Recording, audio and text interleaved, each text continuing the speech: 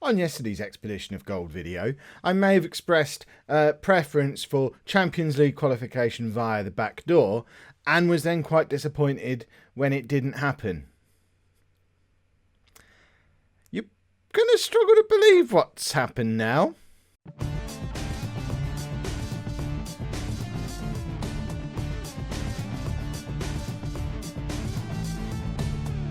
Hello and welcome to part 4 of the Bayern Munich leg of the Expedition of Gold. I'm Kev, and coming up on today's episode we have our first game of the season against Stuttgart in the Bundesliga, and then tomorrow's episode is going to be a Champions League playoff. Because sometimes you just get a ridiculous stroke of fortune. I hope I can show you. Right, if we go to last season, as you can see, I want full disclosure to show that I didn't fiddle with anything, I didn't reload anything, I didn't change anything. We still finished 5th in the Bundesliga, but Wolfsburg are not allowed to take part in continental competition because of their financial situation or something. They failed the Champions League financial fair play. So despite being rich and we're heavily in debt, they're not in the Champions League. We got their Champions League spot despite finishing 5th. I didn't know that was a thing that happened. It came through on like the 1st of July. It was ridiculous. I'd already done some transfer business before it happened. You'll see when I show you the transfers in a minute that we're doing transfers at a certain level, and then suddenly we get into the Champions League. We get an extra, £70 million of transfer budget for doing it. It's ridiculous, the difference it made to our budget. And all of a sudden, those initial transfers look a little bit out of place because I then went full on Kev. So, without further ado, let's look at those transfers, and we've spent £128 million. This is more like it. We'll have a look at who's left first. Most of them aren't particularly significant. One of them's a massive mistake because it was about 1 a.m. In fact, we'll start with the mistake. It was about 1 a.m. I didn't realise what I was doing. We've sold a lad with potential, Habib Keita, young striker with 4-star potential. We've sold him by mistake. It was an accident. I pressed the wrong button. What are you going to do? But of the first team squad, we've only sold 2 players. Alfredo Rodriguez is a right back who never got in my team, barely got in the team of Hugo Lloris, who was a manager here before me. So to get £6 million of him, quite happy. And then we also sold Patrick Ederer, who we had him down as our 4th choice centre-back. Apparently he's a defensive midfield player. He's gone off to AC Milan because apparently he falls on his feet despite being useless, so he's going to now go and play for a equally good team. I don't actually know how good Milan are this far into the future. Probably roughly equivalent level. And then we get to our players who are coming in. I don't know who Tarek Zafic is. I think that was something to do with my director of football, nothing to do with me. But the ones that I signed before we knew we'd qualified for the Champions League were these. It wasn't him. We'll try and do it in the order that I arranged them because they all arrived on the 1st of July, most of them anyway. The first signing I made was this guy, Arinelson Clemente, a 22-year-old Brazilian. He's not played for the national team yet, but he has been playing for the under-20 team. He's got 3-star current ability, 4-star potential ability. He's a striker who can also play in midfield, but we've signed him to be a striker because one thing I didn't tell you is we did let a couple of free transfers go. Amoroso, who was playing up front for us last season, he's gone. So we were down to just Berger as the one striker that we had at the club. Floriano departed as well. I don't think there was anyone else who was in our team who moved on. But we deliberately let Amoroso go with a view to bringing in 2 new strikers. So Arinelson Clemente is one of the 2. He came in from... I don't like the way these Brazilian teams are named. If there's a fix for these Brazilian team names, let me know in the comments so I can apply it because it confuses me. SPO for £19.25 million. He scored lots of goals down in Brazil, but then Wagner did that too. But he's already gone up to a value of £23.5 million. That tells me we did good business for him, and he was the first signing. We then signed the other striker that we wanted, Alexander Malyshev, a 19-year-old Russian who's already got 10 goals in 14 caps for Russia. He's got 5-star potential, 3.5-star current ability, and he's lightning quick, a proper wonder kid. We've signed him from Spartak Moscow for £17 million. I think he's going to be an absolute hero for us. He's already nearly as good as Berger. Expect Malyshev to get lots of game time for us this season. And then at the time, what I thought was my last piece of transfer business didn't have much in the way of money left, so we just went for a youngster who might get good. Rodrigo Iturrieta, 20-year-old Argentinian. He's only played 2 games for the under-20s, but he has got 4.5-star potential. He's unlikely to get anywhere into the team now in light of the fact that we then were given more money. So when we were given this extra pile of cash, I went a bit nuts. I'm really excited about Jasper Teunissen. If you are Belgian and you know how to pronounce that, please let me know. But he's only 19. Already 4 caps and 1 goal for Belgium. Already 21 under-21 caps at age 19. But most importantly, already 4-star current ability, 5-star potential ability, age 19. He's another proper wonder kid. He's already our best central midfield player at age 19. And he's played the last couple of years for Genk, and we got him for an absolute steal, £13.75 million. Bargain of the save, potentially, if he turns out being as good as he looks. And I'm really, really excited to have him in the club, although I don't know how to say his name, so he might very quickly just become Jasper. We also signed an attacking midfield player, Alexis Di Maria. I get a little bit confused about these Argentinian attacking midfield players who just sort of appear and then they appear really old. It was the same with Ortega, who we had at Spurs. And we've got another one here, Alexis Di Maria, who only sprang into existence last year. He's played a year for Newell's. We've spent £5.5 million on him. He's now worth £24.5 million. He's our best central attacking midfielder. Obviously, he's got no caps or anything for Argentina because he only sprang into existence last year. I don't understand, but I'm not going to complain. And he can play in attacking midfield. He can play up front. He can play in midfield. Awesome. And who else did we bring in? Tommaso Orlandi. I know we've overspent, but by this point I was enjoying myself and I realised we weren't planning on being here very long, so we could do the Kev Never Never. So we spent £50 million on a centre-back, just like we did in our first transfer window at Spurs. This one's a good one though, 25 years old, already 47 caps for Italy, 4.5-star current ability, which is ridiculous. He's so much better than our already very good defenders that we had at the club. He's been playing for Marseille for the last 5 years. Had a little bit of time at Ipswich. I don't think that's while I was at Ipswich. That must have been just after I left Ipswich. He's also passed through Man City on his development route, but I'm really happy to have a real world-class centre-back at the club. And then to finish the squad off with our last little bit of money, we bought ourselves a left-back. Not as good as I was hoping. My scouts have made a bit of a boo-boo on this one.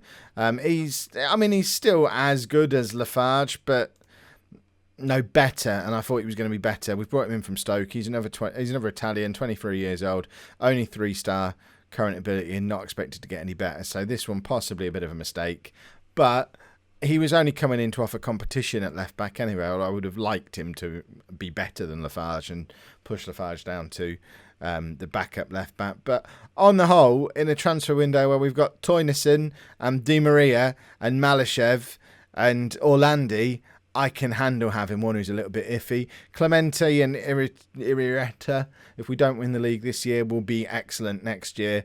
And if Ewell, is that how you say it? If he ends up being the only one who's not any good out of a transfer window, I can live with that. So all of these comings and goings mean that we have a new tactic, and it's not a 4-3-1-2. We're playing a 4-2-3-1. This is what we built our transfer window around. Our best player was Vukotic at the time, so we had to build a tactic that he was a part of.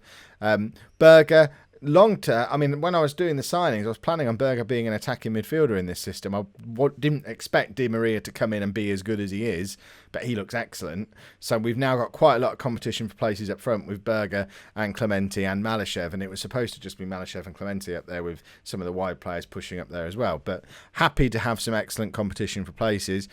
We have played our first game of the season in the German Cup. I've checked. Apparently, Hamburg really is a place, and it's not just a Cockney saying Hamburg. But we absolutely smashed them. They're in. I'm sorry if you're from Hamburg. They're a nothing team, but we absolutely tore them apart. They didn't have a single shot. We had 33 shots. 14 of them on target. We were really good.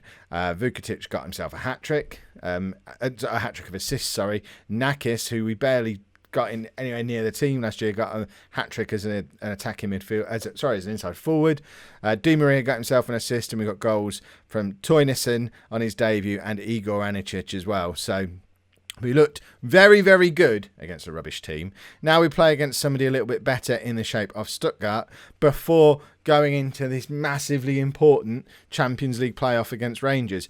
If the tactic doesn't work against Stuttgart, we have a big problem for Rangers, because we'll be playing our most important games of the season without knowing what our best tactic is. So fingers crossed we do really well against Stuttgart and we can go into that Rangers game with a little bit of confidence. But this is the team that we're playing against Stuttgart. So we have Clementino in goal, a back four of Lafarge, Magath, Orlandi and Szczesny, with Anicic and Toynissen in midfield, Nakis, Di Maria and Vukotic in behind Berger. Why have we not got hardly any substitutes? Is there only 5? There we go, because I turned that off to try and find others.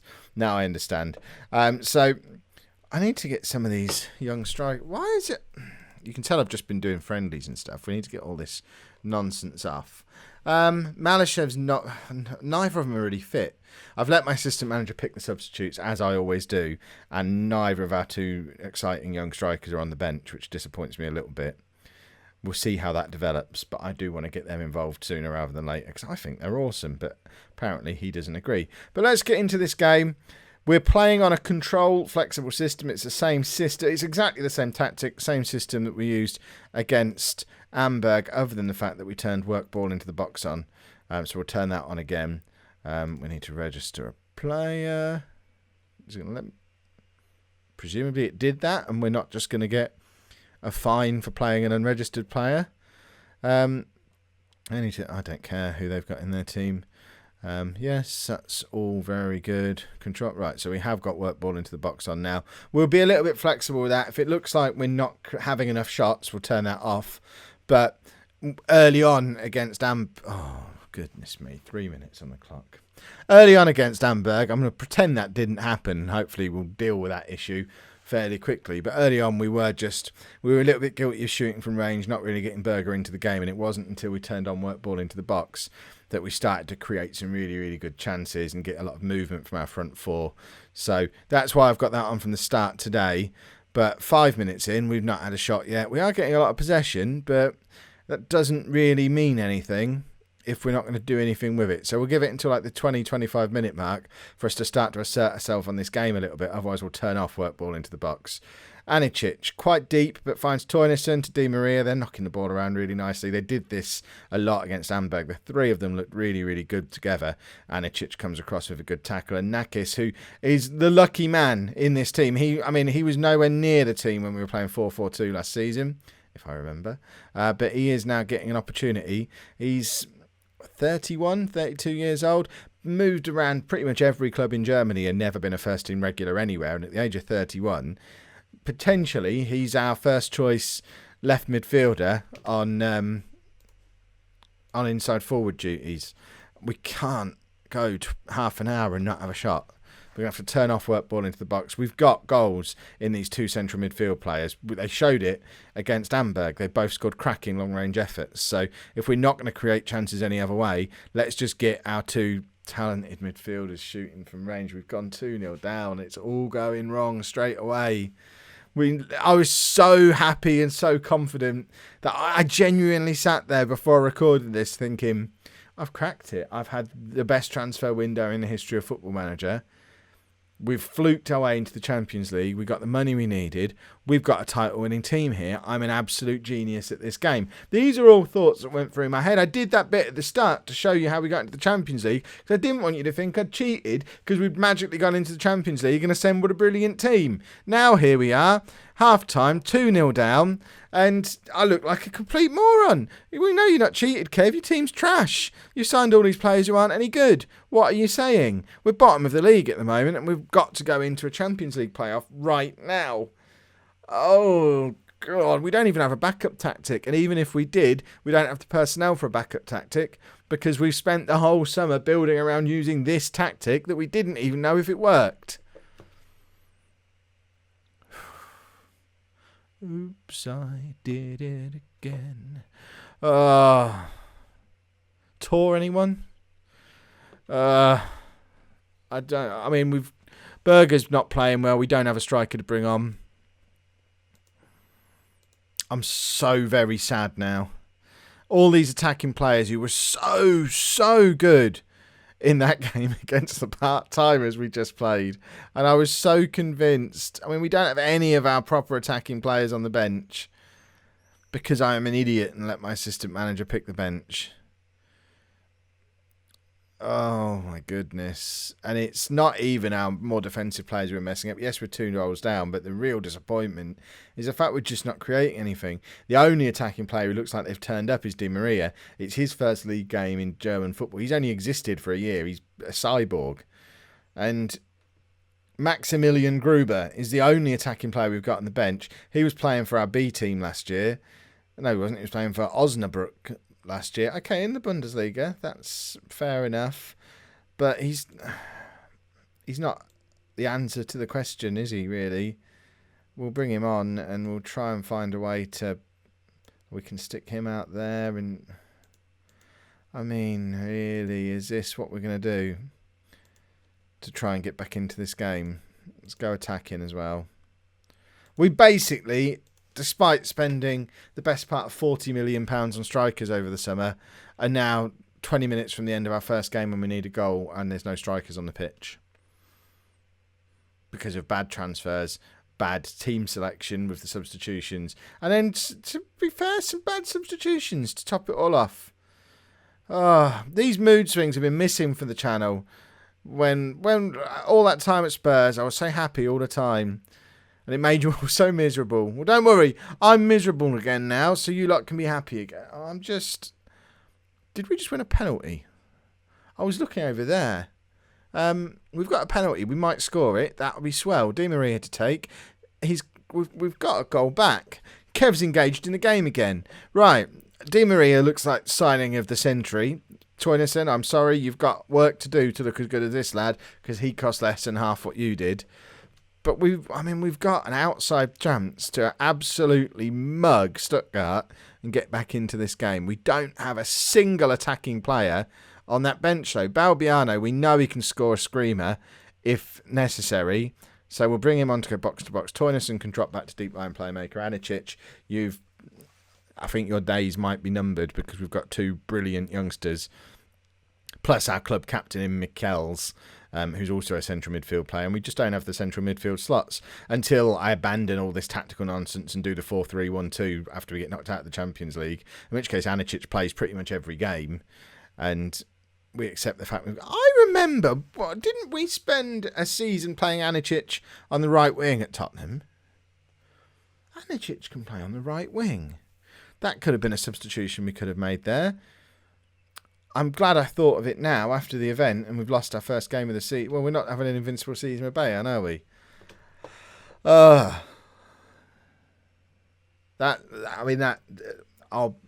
I'll be frank with you. That wasn't part of the script for today. Let me know down in the comments what I did wrong, what you would do to fix it going into these Rangers games, because I can't really afford to mess them up. We've spent the Champions League money now. If we don't get into the Champions League, that will be a significant issue for the club going forward. And it will be 100% my fault. I won't even be able to blame the board this time. If you've enjoyed that, please make sure you pop a like on there for me. Subscribe to the channel if you'd like to see more. And thank you very much for watching.